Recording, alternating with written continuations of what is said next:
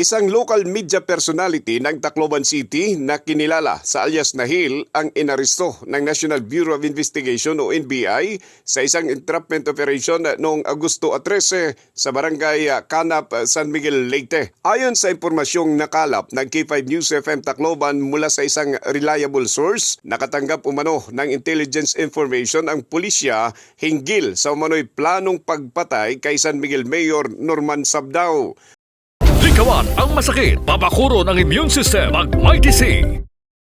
Batay sa aligasyon, ang umano'y kinontratang gunman mismo ang nagbigay ng impormasyon sa NBI tungkol sa planong pagpatay matapos itong makipag-ugnayan sa ahensya. Sinasabing nagbigay umano si alias Hill ng 40,000 bilang paunang bayad sa gunman para patayin si Mayor Sabdao.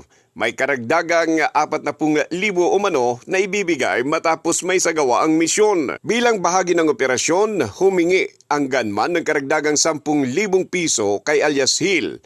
Nang iabot na umano ng suspek ang pera, agad siyang inaresto ng mga operatiba ng NBI.